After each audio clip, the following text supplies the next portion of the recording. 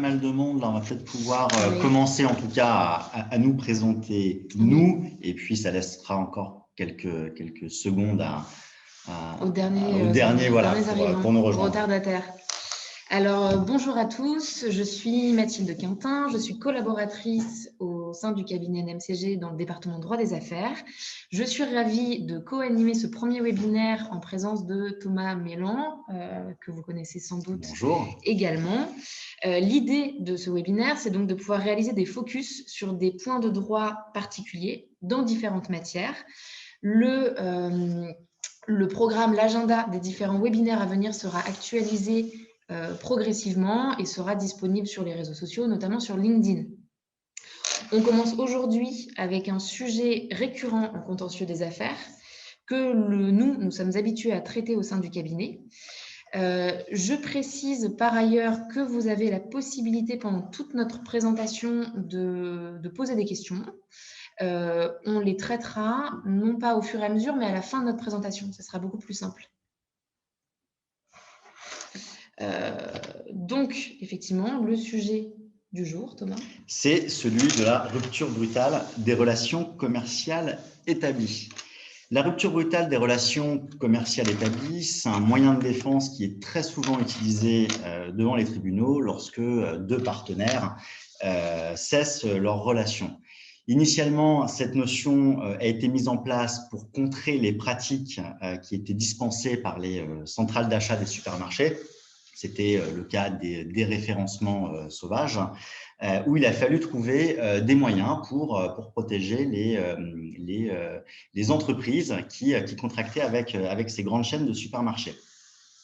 Ce sujet est un sujet extrêmement à la mode et sur l'année 2019, on aura peu de chiffres. On ne va pas vous assommer beaucoup tout au long du webinaire, mais on souhaitait juste vous rappeler que sur l'année 2019, il y a eu 250 décisions qui ont été rendues sur ce fondement par les différentes cours d'appel et par la Cour de cassation. Alors, l'idée n'est pas de prohiber la rupture des relations entre deux partenaires qui restent évidemment libres, mais c'est plutôt d'exiger le respect d'un délai de prévenance afin de permettre aux partenaires de pouvoir se retourner et ainsi d'organiser les suites de son activité. Pour la victime, l'intérêt est alors de tenter d'obtenir une indemnisation. Et pour l'auteur de la rupture, l'idée pour lui est de préparer cette rupture pour que justement on ne puisse pas lui reprocher une rupture brutale. C'est là-dessus que nous vous proposons de réfléchir aujourd'hui. Alors, question importante, qui est concerné par cette rupture brutale des relations commerciales ? En réalité, c'est la question des parties en présence, que l'on soit auteur ou victime. La réponse est assez simple. En réalité, tout le monde, à partir du moment où la relation est commerciale. En réalité, l'acception est de plus en plus large, le seul critère véritablement retenu étant celui de l'activité exercée, qu'il s'agisse de production, de la distribution ou de services. Vous voyez, c'est véritablement assez large. Par extension, l'auteur de la rupture peut ne pas être votre interlocuteur direct. C'est-à-dire que vous pouvez avoir co-contracté avec la filiale d'une entreprise, mais en réalité, l'auteur de la rupture avec qui vous allez devoir sans doute échanger sera peut-être la tête de réseau qui sera en réalité, en pratique, à l'initiative de la décision, par exemple, d'approvisionnement si vous êtes un fournisseur. Vous verrez, on évoquera les deux aspects de la rupture brutale, que vous soyez dans la position de l'auteur ou dans la position de la victime pendant toute notre présentation. Quels sont les critères retenus par les tribunaux pour qualifier une telle rupture? Alors, il faut qu'il y ait une relation, point important, il faut qu'elle soit commerciale et il faut qu'elle soit établie. La relation en tant que telle, elle s'apprécie très largement. Elle permet d'englober tout contrat, qu'il soit écrit ou non. Il permet d'englober également les pourparlers entre les partenaires, donc en amont, mais également en aval, dans le sens où ça permet également d'englober des contrats qui perdureraient au-delà du terme établi et qui auraient été prorogés sans avenant. Ça permet également d'englober une suite de bons de commande, par exemple. En réalité, peu importe que le contrat soit à durée déterminée ou à durée indéterminée. Le second critère, qui est l'aspect commercial, ça, il est très facile à déterminer. On ne reviendra pas, on ne va pas s'appesantir dessus. En réalité, ça peut concerner aussi bien la fourniture d'un produit que d'un service. Et enfin, le troisième critère. Qui est le critère sûrement le plus difficile à caractériser, c'est celui du caractère établi. Caractère établi, donc comme je viens de le dire, délicat à établir. Et pour vous en donner un exemple concret, je vais prendre une situation pratique qui est la suivante. Je suis prestataire, je monte et je démonte des stands tous les ans à la Foire de Paris. Donc concrètement, mes prestats, elles me tiennent 2 jours par an. Sauf que ce démontage, ça fait 14 ans que je le fais. La question est donc de savoir, est-ce que la relation commerciale est établie? Pour y répondre, il faut eh bien, se porter sur certains critères que la jurisprudence, les tribunaux vont retenir. Tout d'abord, le premier critère, il faut que le caractère soit suivi, il faut que la relation soit suivie, il faut qu'elle soit stable et il faut qu'elle soit habituelle. Il faut absolument démontrer que la partie victime de l'interruption du contrat pouvait valablement croire que la relation allait se maintenir et perdurer. En fait, l'idée, c'est de montrer pour la victime qu'il n'avait pas anticipé le fait qu'une rupture était possible. Attention au cas des appels d'offres. Dans beaucoup de dossiers qu'on a au cabinet, on nous soumet des contrats qui prennent fin ou des ruptures de contrats. Et en fait, en creusant, on se rend compte que ces contrats sont issus d'appels d'offres. À partir du moment où la relation d'affaires débute par un appel d'offres, eh bien, on est censé savoir que dans X années, 2 ans, 3 ans, 5 ans, eh bien, il faudra à nouveau soumissionner un nouvel appel d'offres pour pouvoir obtenir à nouveau le marché. Et donc, s'agissant de ces appels d'offres, la jurisprudence considère que l'existence d'un appel d'offres dans une relation commerciale fait disparaître le caractère établi de cette dernière. Des autres éléments à prendre en considération pour juger du caractère établi ou non d'une relation commerciale, c'est celui de la régularité de la relation. La régularité ne suppose pas nécessairement la continuité. C'est par rapport le cas donc, de la Foire de Paris ou du travail saisonnier qu'une entreprise va réaliser sur des plantations d'abricots dans le sud de la France, où tous les ans, elle va envoyer de la main-d'œuvre. Eh bien, ces prestations ne vont durer qu'une faible durée. Mais le caractère établi pourra toujours être établi. Du coup, par rapport à notre exemple de la Foire de Paris, le fait que ça ne concerne que 2 jours dans l'année pourra quand même faire rentrer la relation dans un cas de rupture brutale de relation commerciale établie. 2 autres indices et éléments à prendre en compte pour caractériser le caractère établi, c'est celui de la dépendance économique de l'entreprise. Si vous êtes dépendant économiquement à 60, 70, 80, 90% de votre client, eh bien, celui-ci aura un peu plus de mal à fermer le robinet que s'il n'y avait pas eu cette dépendance économique.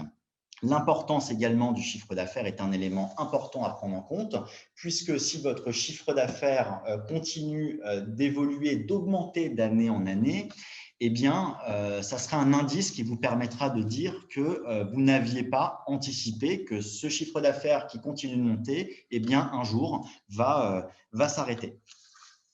Alors, qu'en est-il de la rupture en tant que telle? En réalité, la rupture répond à un principe qui est celui de la prohibition des engagements perpétuels et son corollaire, le principe de la libre rupture. Qu'est-ce que ça signifie en pratique? Ça signifie en réalité que chaque partie peut mettre fin à tout moment à un contrat lorsqu'il est à durée indéterminée. La rupture peut prendre plusieurs formes. Elle peut être totale ou partielle, c'est-à-dire que vous pouvez avoir une diminution drastique des commandes, mais pour autant qu'il n'y ait pas eu de notification d'une véritable rupture totale. Mais elle peut être également expresse ou tacite. Alors, vous verrez sur ce point, on va y revenir plus en amont par la suite. Lorsque vous êtes auteur de la rupture, il est déterminant que cette rupture soit expresse et soit tacite. et soit écrite, pardon. En réalité, lorsque la rupture apparaît, il y a 2 questions à se poser. La première question, c'est est-ce que l'auteur de la rupture a prévenu la victime? La seconde question, c'est si oui, est-ce qu'il l'a fait suffisamment en amont? Pour la première question, le point déterminant, c'est il y a-t-il eu un écrit? Donc, c'est véritablement une condition de forme sur laquelle se penchent les tribunaux pour apprécier le caractère brutal de la rupture. Pour éviter les risques de cette caractérisation, il convient de formaliser votre volonté de rompre les relations commerciales de manière écrite, de l'exprimer de manière claire, c'est-à-dire qu'il ne va pas y avoir de doute sur votre intention, et ce, peu importe la forme que vous utilisez. C'est-à-dire que vous pouvez prévenir votre co-contractant par mail, par courrier simple, par LRAR, voire même par le biais d'un huissier. Une annonce verbale n'est pas suffisante. De la même manière, un ralentissement progressif des commandes passées jusqu'à progressivement aboutir à une fin de relation avec votre partenaire commercial historique n'est pas non plus acceptable. Autrement dit, la méthode du ghosting en matière de rupture de relations commerciales, ça ne fonctionne pas, c'est à éviter et à proscrire. À partir du moment où vous êtes l'auteur d'une rupture de relation commerciale, il faut donc s'interroger sur la durée du préavis à prévoir. C'est un élément essentiel. Exemple concret, alors toujours dans les multiples cas d'espèce qu'on a au cabinet, ça va être l'exemple d'un contrat à durée déterminée de 1 an qui prévoit un préavis de 1 mois pour le résilier. Voilà, jusque-là, tout va bien. Sauf que, au fur et à mesure, les parties décident que eh bien, la relation elle est bien, on va la continuer, on va, sans proroger, sans établir un avenant particulier à ce contrat, on va faire un renouvellement tacite de ce contrat, ce qui fait que tous les ans, on a un nouveau contrat qui va arriver, qui prévoit toujours une durée d'un préavis de 1 mois, mais la relation va cesser. Par exemple, alors pour notre exemple, on va prendre 6 ans, 7 ans, 8 ans. La question du coup qu'on va se poser, c'est que faire puisqu'on a un contrat qui prévoit une durée de préavis de 1 mois. On peut se dire, mais on est tenté de se dire, le contractuel prime, c'est la volonté des parties, ils ont voulu un délai de 1 mois, peu importe ensuite que le contrat ait été maintenu ou pas. Eh bien, la réponse est non. Peu importe ce que prévoit la clause, peu importe le délai qui est prévu dans le contrat, le juge, les tribunaux vont s'en détacher. Ils ne sont pas liés par ce que prévoit le contrat. C'est donc extrêmement important à avoir en tête et il faut, lorsque l'on rompt un contrat, il faut évidemment regarder comment on doit le résilier. Il faut regarder en gros ce qui est prévu au niveau des délais dans le contrat, mais surtout, il ne faut pas s'arrêter à ce délai. Donc, la durée de la relation commerciale est donc extrêmement importante. Une relation commerciale de 8 ans, eh bien, un délai de préavis de 1 mois, même si c'est marqué dans le contrat, ça ne va pas suffire.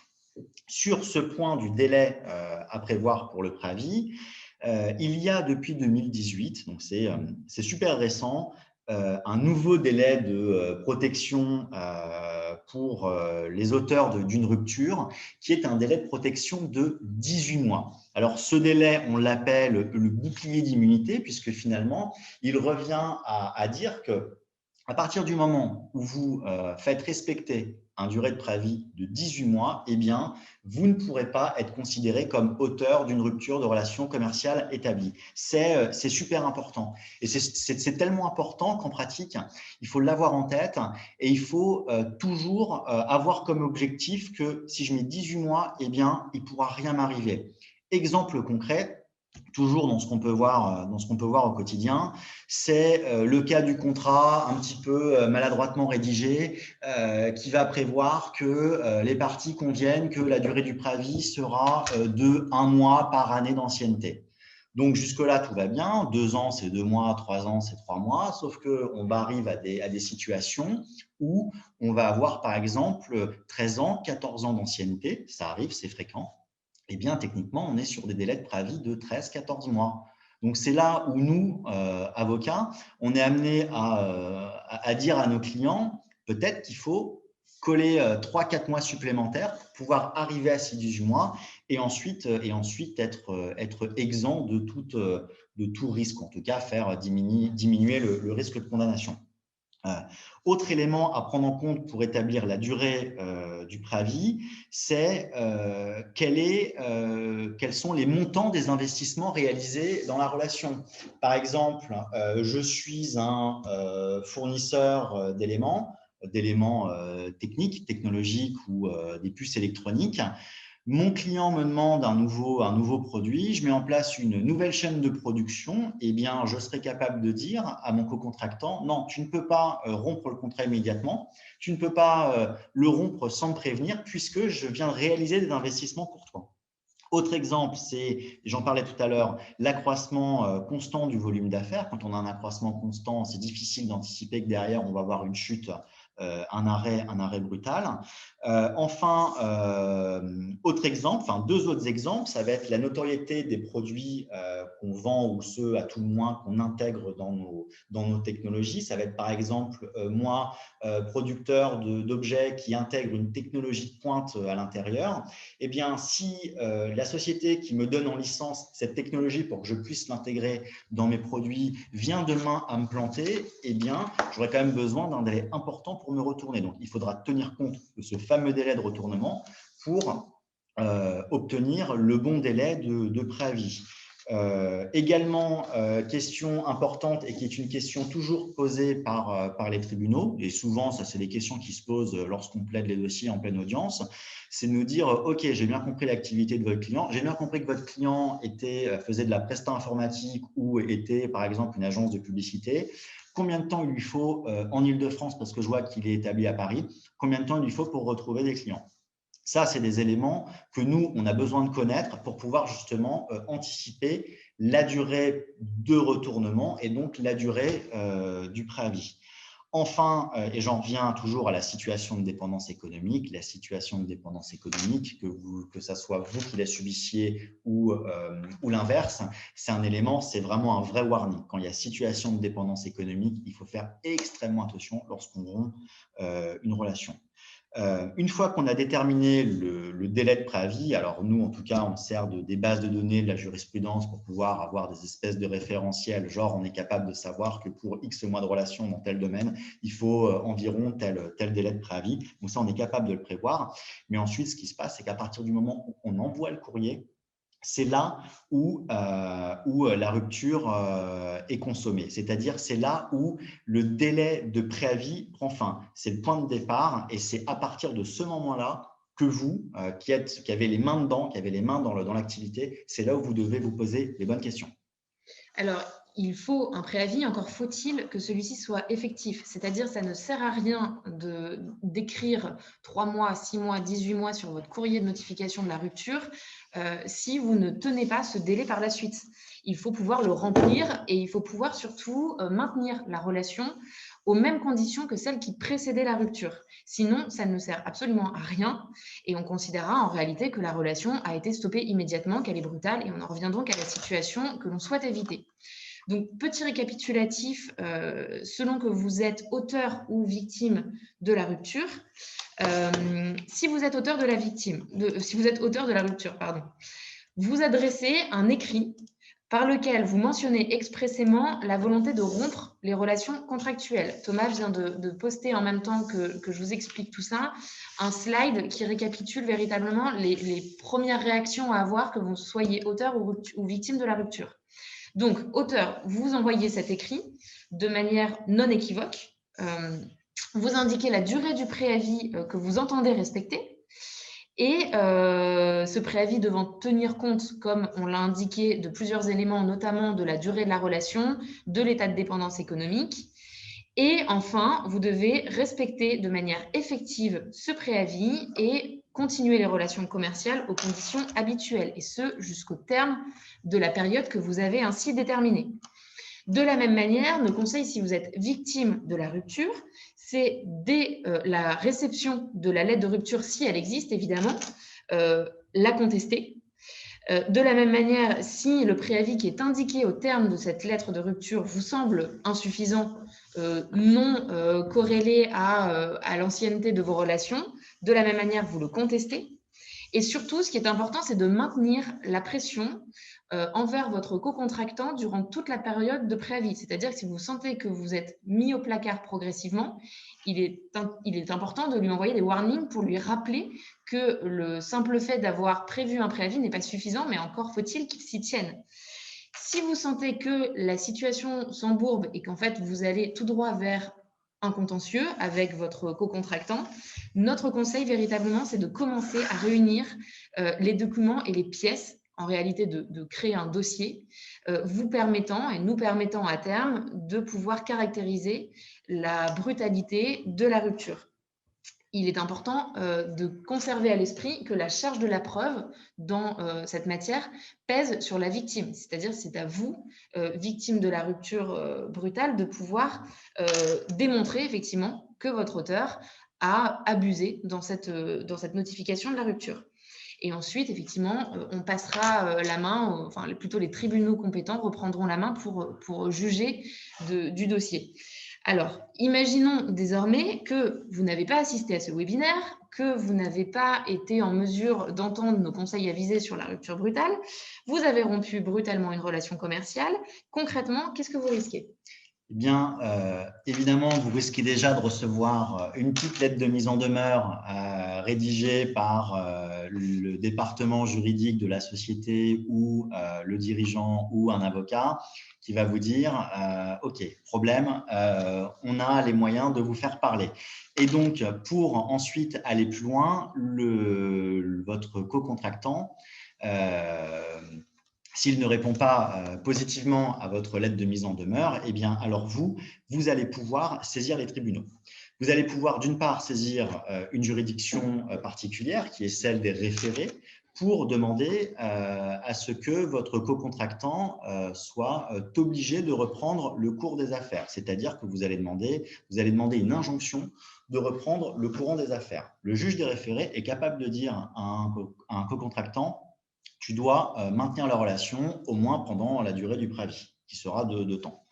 Si le dossier ensuite ne passe pas en référé, ou si vous avez loupé les délais pour aller en référé, ou si vous voulez directement agir au fond pour avoir une condamnation définitive, eh bien, vous allez saisir un tribunal de commerce et à partir de là, le tribunal de commerce pourra, s'il l'estime opportun et justifié, vous attribuer des dommages et intérêts. S'agissant de l'évaluation de ces dommages et intérêts, les tribunaux vont retenir le gain manqué du fait de la brutalité de la rupture et aussi vont retenir la durée du préavis qui est ou qui aurait été nécessaire. Concrètement, on prend en considération la marge brute qui aurait dû être générée sur la durée du préavis légitime. Exemple, j'ai un préavis donné de 2 mois, j'estime qu'en fait mon préavis aurait dû être de 6 mois, alors je vais pouvoir demander cette différence de 4 mois. Ces 4 mois donc correspondent à la durée supplémentaire qui aurait dû être normalement attribuée.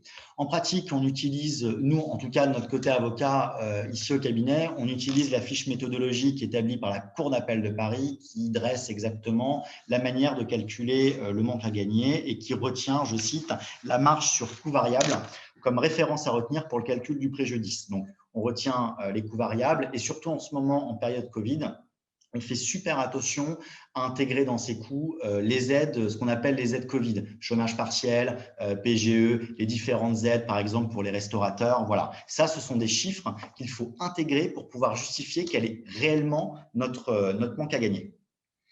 Un point important également, c'est la question suivante. Est-ce qu'il est possible de s'exonérer de ses responsabilités lorsqu'on est auteur de la rupture ? En réalité, le Code de commerce répond oui et prévoit plusieurs cas d'exonération de responsabilité. Le premier, on l'a évoqué, c'est le fameux, ce qu'on appelle ici le bouclier d'immunité, qui correspond donc à ce respect d'une durée de préavis de 18 mois et qui vous permet donc effectivement là de vous exonérer de tout engagement de votre responsabilité si vous l'avez respecté, encore une fois. Si la partie, votre co-contractant, l'autre partie, n'a pas exécuté une partie de ses obligations essentielles au contrat ou les a exécutées avec d'une certaine manière, avec une véritable gravité, ou en tout cas, vous pouvez caractériser une faute dans l'exécution du contrat, de la même manière, vous pourrez mettre ça en avant pour vous exonérer de votre responsabilité. La dernière hypothèse, c'est le cas de force majeure, notion très large que vous avez sans doute déjà pu voir passer dans vos dossiers et qui est évidemment un sujet très à la mode depuis un an. Est-ce qu'il est possible d'anticiper dans la rédaction du contrat le cas de la rupture des relations commerciales? Alors, toutes ces dispositions que l'on a évoquées et qui ressortent du Code de commerce sont d'ordre public, ce qui signifie en réalité qu'elles ne sont pas susceptibles de renonciation par anticipation.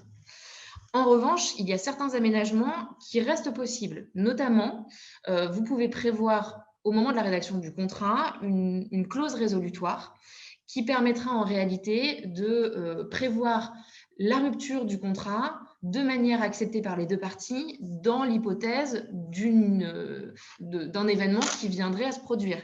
Un exemple, par exemple, si notamment c'est un contrat de fourniture, si le prix de la matière première qui est l'objet essentiel du contrat dépasse X euros, on pourra convenir, et les parties en seront d'accord, que le contrat sera de fait rompu dès qu'on accède à ce montant.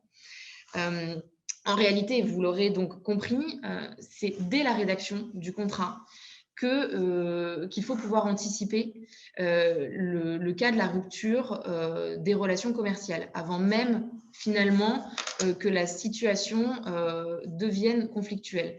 Et donc, on vous invite, si vous avez besoin de conseils en la matière ou si vous êtes confronté à un cas de rupture commerciale, à venir nous interroger sur votre dossier en particulier.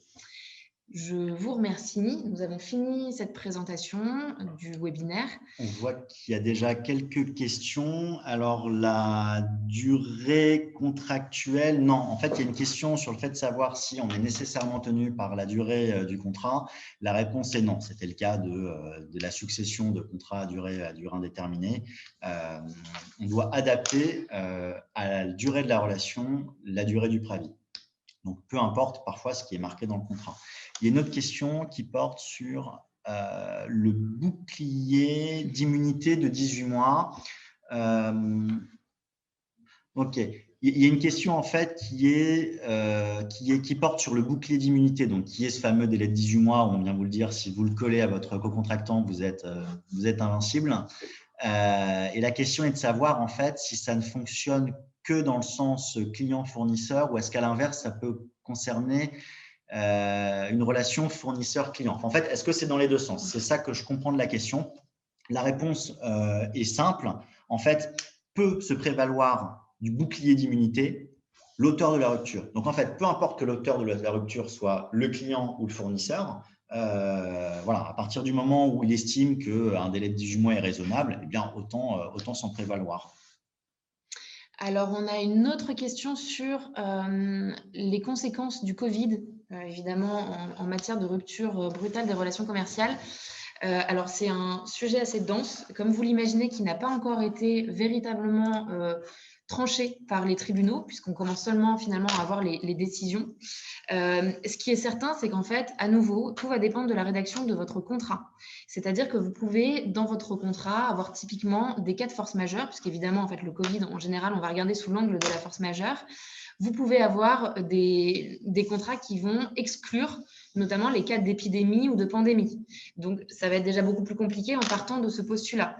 Il faut voir également si votre contrat est antérieur ou postérieur à la pandémie. Et même si elle est antérieure, est-ce qu'à ce moment-là, l'événement était prévisible ou pas? Dans tous les cas, ce qu'il faut savoir et ce qu'il faut retenir, c'est que la force majeure ne s'applique jamais dans le cas d'une obligation de paiement. Donc, en fait, vous ne pourrez jamais vous exonérer de toute responsabilité si vous rompez, en tout cas si vous décidez de ne plus payer votre contractant et de l'habiller sous la forme de la rupture des relations commerciales, s'il s'agit uniquement d'une incapacité intrinsèque financière. Et de la même manière, il faudra, ça c'est un élément important, pouvoir déterminer s'il y a un véritable lien de causalité entre le Covid et l'exécution de la prestation. Donc au final, la réponse est oui et non. Ça va dépendre en fait véritablement au cas par cas de votre dossier et de ce qui a été prévu initialement et des faits tout simplement auxquels vous êtes confrontés. Alors, il y a des questions. Donc, il y a des questions sur le chat. Ah, il y en a une autre. Il y a des questions sur… Alors, peu importe, hein, effectivement, les questions, vous les posez là comme vous le faites. Il y en a qui nous posent sur le chat et d'autres qui les posent dans le Q&R qui figure sur votre barre en bas. J'imagine à ce niveau-là, pour nous en tout cas. Il y a une question en tout cas qui est sur la dépendance économique, le fait de savoir quel pourcentage on peut considérer qu'on est en situation de dépendance économique. Donc là, on va être tenté, je pense, de faire une réponse bien d'avocat et de dire ça dépend. Ça dépend parce que c'est évident que si vous êtes à 90, 80, à 78%, il y a de grandes chances que la situation de dépendance économique soit caractérisée et qu'il n'y ait aucune difficulté à l'établir. En revanche, il y a des niveaux de pourcentage qui vont être un peu plus touchy parfois à établir. Ça va être par exemple de prendre un pourcentage compris entre 60 et 70%, où là, effectivement, si on approche les 70%, on va pouvoir considérer qu'on est en situation de dépendance économique, mais également, à partir du moment où on se rapproche un peu des 50%, il va falloir quand même être en mesure de montrer que cette situation de dépendance économique, elle est un petit peu choisie, c'est-à-dire que ce n'est pas moi qui cherche uniquement parce que j'ai un contrat et que ça se passe bien, à uniquement passer par un prestataire, un fournisseur, avoir un seul co-contractant. Il va falloir que je montre que le travail que je dois rendre pour obtenir ce pourcentage m'empêche potentiellement d'aller démarcher d'autres dossiers ou m'empêche en fait de m'impliquer sur de nouveaux marchés. Donc, ça dépend. Alors, il est 13 heures. Je pense qu'on a répondu à la majorité, même à l'intégralité des questions qui nous ont été posées. Nous vous remercions pour votre attention, pour avoir assisté à ce webinaire. On vous rappelle qu'il y en aura d'autres. Donc, n'hésitez pas à consulter la page LinkedIn du cabinet pour vous tenir informé des prochaines dates. On espère que ce format vous a plu. N'hésitez pas à nous faire vos retours et on vous souhaite une très bonne journée. Merci à vous. Merci beaucoup. Bonne journée. Bonne journée à tous.